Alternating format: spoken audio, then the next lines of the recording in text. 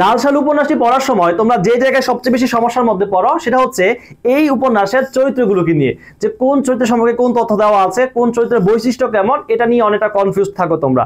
তো আজকের এই ভিডিওতে আমরা লাল সালু উপন্যাসের চরিত্র পরিস্থিতি সম্পর্কে জানবো এবং এই ভিডিওটি শেষ পর্যন্ত দেখলে আশা করি অনেকটা উপকৃত হতে পারবা। আমরা প্রথমে দেখে নেই যে চরিত্রটা দেওয়া আছে সেটা হচ্ছে মজিদ। আর মজিদ ছিল এই উপন্যাসের একেবারে মূল চরিত্র, মূল ক্যারেক্টার ছিল এবং ওকে এই গল্পের নায়কও বলা যায়। আচ্ছা, ওর আরেকটা বৈশিষ্ট্য ছিল, সে হচ্ছে শীর্ণদেহ, একেবারে রোগা পাতলা হ্যাংলা ছিলেন একেবারে দেখতে। আর তারপরে হচ্ছে সে ছিল একেবারে ভণ্ড, ধর্ম ব্যবসায়ী, স্বার্থপর এবং শোষক প্রকৃতির। অর্থাৎ তার উদ্দেশ্য কেমন ছিল, তিনি এই মোহাম্মদনগর গ্রামে এসে তিনি ধর্ম ব্যবসা শুরু করে দিয়েছেন। তার মধ্যে স্বার্থপরতা, তার মধ্যে শোষণ এবং যে প্রভাব বিস্তার করার যে একটা মন মানসিকতা দেখা যায় এই উপন্যাসে। তারপর হচ্ছে তার দুইটা স্ত্রী ছিল, প্রথম স্ত্রী ছিল রহিমা এবং দ্বিতীয় স্ত্রী ছিল জমিলা। তার রহিমা থাকা অবস্থায় তার দ্বিতীয় বিয়ে করার মাধ্যমে তার যে চরিত্রের মধ্যে যে একটা লোলাপ দৃষ্টিভঙ্গি সেটা কিন্তু খুব স্পষ্ট প্রতীয়মান। তারপর হচ্ছে মজিদ নিরাকপরা দুপুরে মোহাম্মদনগর গ্রামে প্রবেশ করেছে। তিনি কখন মোহাম্মদনগর গ্রামে প্রবেশ করেছে? নিরাকপরা দুপুরে, একেবারে একটা গুমট আবহাওয়ার মধ্যে তিনি কি করেছেন? মোহাম্মদনগর গ্রামে প্রবেশ করেছেন। আচ্ছা, মজিদের মোহাম্মদনগর গ্রামে প্রবেশটা কেমন ছিল? নাটকীয় ছিল। একটা নাটকের ভঙ্গিতে তিনি প্রবেশ করেছেন, একেবারে আকাশের দিকে দুহাত তুলে মুনাজাতের ভঙ্গিতে তিনি এই নাটকে প্রবেশ করেছেন, এই গ্রামে প্রবেশ করেছেন।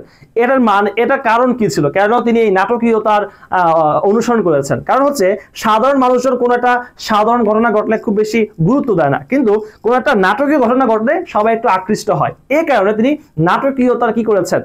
আশ্রয় নিয়েছেন। তারপর হচ্ছে মজিদ শ্রাবণ মাসে মোহাম্মদনগর গ্রামে প্রবেশ করেছিল। তিনি কখন, কোন মাসে প্রবেশ করেছেন? প্রশ্ন আসলে তোমরা দিবা যে শ্রাবণ মাসে প্রবেশ করেছিলেন। আচ্ছা, মোদাসের পীরের মাজার প্রতিষ্ঠা করে মোহাম্মদনগর গ্রামে, তিনি মোহাম্মদনগর গ্রামে এসে একজন অপরিচিত অজানা একজন লোকের কবরকে তিনি বানিয়ে দিয়েছেন, যে সেটা হচ্ছে মোদাসের পীরের মাজার। এবং এই মাজারতে ছিল মজিদের শক্তির উৎস। এই মাজারকে কেন্দ্র করে তিনি টাকা পয়সা, খাবার দাবার, বাড়ি, জায়গা জমি সবকিছু করে ফেলেছেন এবং ওই গ্রামে একটা আধিপত্য বিস্তার করতে চেয়েছেন তিনি। তারপর হচ্ছে আক্কাস আলীর স্কুল প্রতিষ্ঠার উদ্যোগ নষ্ট করে তাকে গ্রাম ছাড়া করেছেন। আক্কাস আলী, যে কিনা ছিলেন এই গ্রামের একজন সন্তান, তিনি চেয়েছেন এই গ্রামে, মোহাম্মদনগর গ্রামে একটা স্কুল প্রতিষ্ঠা করবে, এতে করে ছেলে পোলাপানগুলা ধর্ম কুসংস্কার গুলা, ধর্মভীতিগুলা এগুলো থেকে অনেকটা দূরে চলে আসবে। কুসংস্কার, মাজার পূজা এগুলো থেকে যেন তারা দূর থাকতে পারে। এ কারণে আকাশে একটা স্কুল প্রতিষ্ঠা করতে চেয়েছেন। কিন্তু মজিদ ভাবলেন যদি একটা স্কুল প্রতিষ্ঠা হয়ে যায় তখন পোলাপানগুলা কি করবে? পোলাপানগুলা অনেকটা শিক্ষিত হয়ে যাবে। তারা এরকম ধর্ম ব্যবসায়ী যারা আছে, যাদের যে কুসংস্কার গুলা, তাদের মধ্যে ধর্ম ভীতিগুলা, এগুলা অনেকটা কেটে যাবে। এই ভয়ে সে আক্কাস আলীকে স্কুল প্রতিষ্ঠা থেকে বাধা দেয় এবং গ্রামের সকলকে নিয়ে তাকে কি করেছে? শেষ পর্যন্ত গ্রাম ছাড়া করতে বাধ্য করেছে। তো এটা ছিল মজিদ চরিত্রের বৈশিষ্ট্য, যিনি কিনা অনেকটা ভণ্ড ছিলেন, ধর্ম ব্যবসায়ী ছিলেন, স্বার্থপর ব্যক্তি ছিলেন এবং শোষক ব্যক্তি ছিলেন। এবং এই ধর্ম ব্যবসার মাধ্যমে তিনি মোহাম্মদনগর গ্রামে আধিপত্য বিস্তার করেছেন।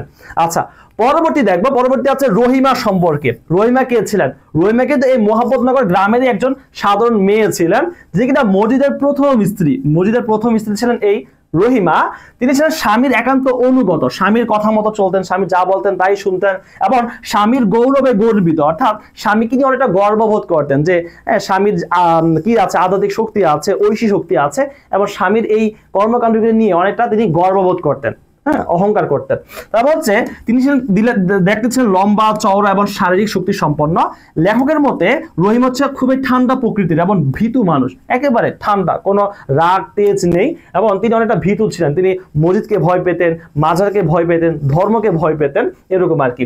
রহিমার সন্তান শূন্য কোলটি খাঁ করে। রহিমা ছিলেন একেবারে সন্তান শূন্য, ওনার কি হয় নাই? সন্তান হয় নাই। ঠিক এটাকে কেন্দ্র করেই মজিদ বলেছে যে আমাদের যদি একটা সন্তান থাকতো, আমাদের বাড়িটা কেমন নিরানন্দ মনে হচ্ছে, একটা সন্তান হলে ভালো হতো। এই কারণে রহিমাকে বলছে যে তোমার কি একটা সাথী আনবো নাকি, অর্থাৎ আমি কি তোমার সতী নামতে পারি কিনা। আচ্ছা, তার মন স্বামীর তুলনায় বিপরীতমুখী ছিল, স্বামীর একেবারে বিপরীতমুখী ছিল সে। স্বামী ছিল ভণ্ড, কিন্তু রহিমা ছিলেন একেবারে সহজ সরল ধর্মপ্রাণ একজন ব্যক্তি।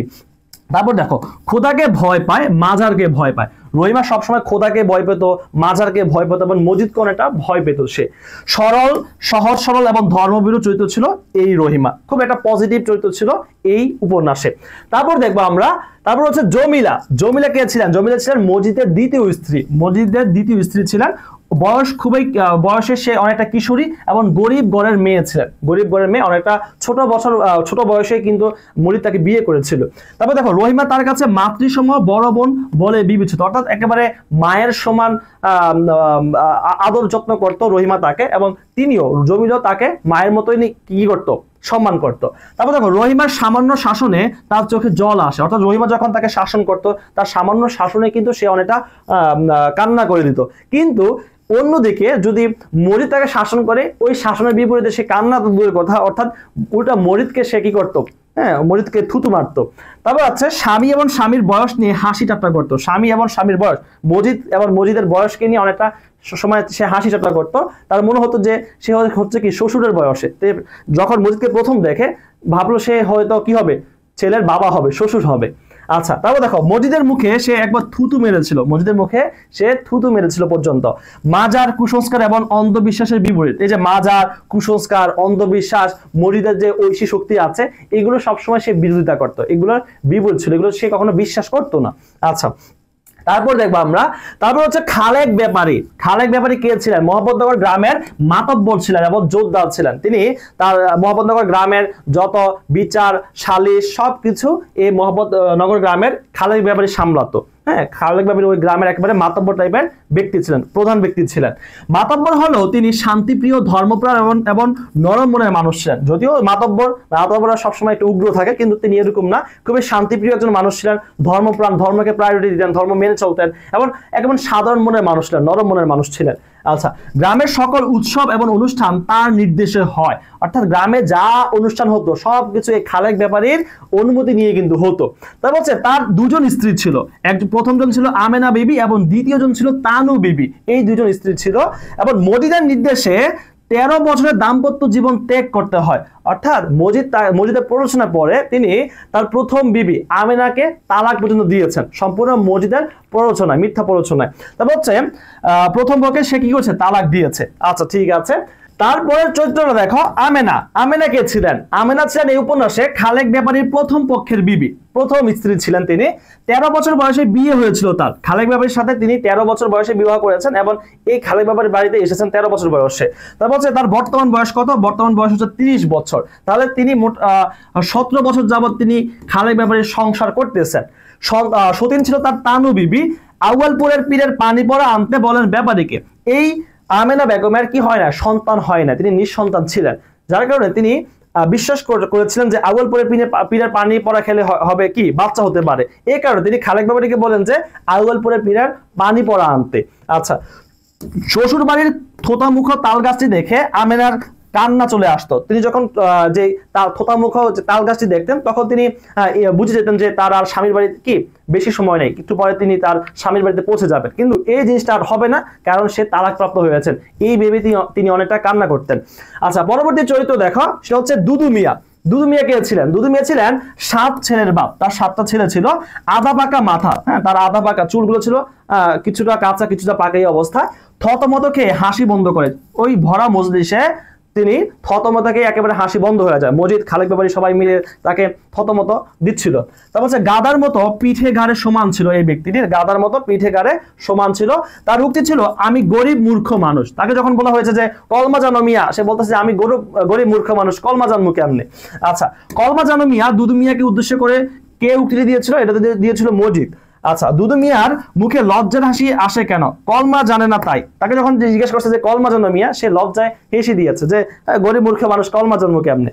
আচ্ছা, তারপর চরিত্র দেখবো আমরা, তাহের কাদেরের বাপ। অন্যতম আরেকটা গুরুত্বপূর্ণ চরিত্র, সেটা হচ্ছে নামবিহীন এই চরিত্রটি বদরাগী এবং জেদি। ওনার নাম উল্লেখ ছিল না এই উপন্যাসে, তবে তিনি অনেকটা বদরাগী ছিলেন, অনেকটা জেদি ছিলেন, সবসময় বউয়ের সাথে তার একটা ঝগড়া লেগেই থাকতো। আর তার 3 ছেলে ছিল, তাহের, কাদের এবং রতন। আর একজন মেয়ে ছিল যিনি কিনা হাসুনির মা। হাসুনির মা ছিল তার একমাত্র কন্যা।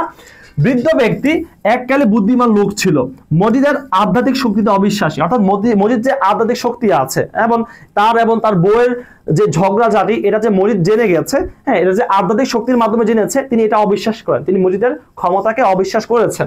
তারপর হচ্ছে বউয়ের সাথে সব সময় ঝগড়া লেগে থাকতো। তার বউ কিন্তু অনেকটা ঝগড়ুটে টাইপের মহিলা ছিল, সব সময় এই তাহের কাদের বাপের সাথে তার ঝগড়া লেগেই থাকতো।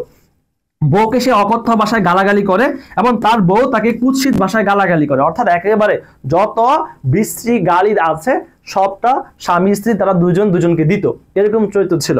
আচ্ছা, পরবর্তী দেখো হাসুনির মা। হাসুনির মা কে ছিলেন? তাহের কাদেরের বোন ছিলেন, তাহের কাদেরের বোন এবং ওই তাহের কাদের বাপের একমাত্র কন্যা ছিলেন হাসুনির মা। এই উপন্যাসে দুস্থ, দরিদ্র এবং বিধবা নারী, যার কিনা কিছুদিন পূর্বে তার স্বামী মারা গিয়েছিল আর কি। স্বামীর মৃত্যুর পর বাবার বাড়িতে থাকে, অর্থাৎ এই তাহের কাদেরের কাছেই থাকে তিনি। বাড়ি ধান বানার কাজ করতেন, তিনি যেই কাজ করে জীবিকা নির্বাহ করতেন সেটা হচ্ছে ধান বেনে দিতেন, বাড়ি গিয়ে ধান বেনে দিতেন। তার নিকা করতে আপত্তি, নিকা মানে হচ্ছে বিবাহ, তার আবার বিবাহ করতে আপত্তি, কারণ তিনি যে এখানে বিয়ে করেছিলেন সেখানের স্বামীর যে শ্বশুর বাড়ি আর কি, শ্বশুর বাড়ির মানুষজন ভালো ছিল না, তার মধ্যে যে তারা হচ্ছে মনুষ্যই না, তারা মানুষ না। তারপর হচ্ছে ঝড় এলে হইচই করার অভ্যাস, যখনই ঝড় আসতো তখনই দেখা যেত হাসুনির মা অনেকটা হইচই করা শুরু করে দিয়েছিলেন। তারপর হচ্ছে ওনারে কন আমার মৌতের জন্য জানি দোয়া করে, এই উক্তিটি ছিল হাসুনির মা। হাসুনির মা যখন তার বাবার কাছ থেকে অনেকটা মায়ের খেয়েছিল, মায়ের খেয়ে এসে সে রহিমাকে জানায় যে ওনারে বলতে এখানে মূলত মজিদকে উদ্দেশ্য করেছে, যে মজিদকে বলেন যেন আমার মৌতের জন্য, মৌত মানে হচ্ছে মৃত্যু, আমার মৃত্যুর জন্য যেন সে দোয়া করে, আমি আর এই পৃথিবীতে বেঁচে থাকতে চাই না। তো এগুলো ছিল মূলত লাল সালু উপন্যাসের মূল চরিত্রগুলো এবং চরিত্রগুলোর বৈশিষ্ট্য। আশা করি এই ভিডিওর মাধ্যমে অনেকটা উপকৃত হতে পারবা। দেখা হবে তোমাদের সাথে পরবর্তী কোনো ভিডিওতে, ততক্ষণ পর্যন্ত সবাই ভালো থাকবা, সুস্থ থাকবা। আল্লাহ হাফেজ, আসসালামু আলাইকুম।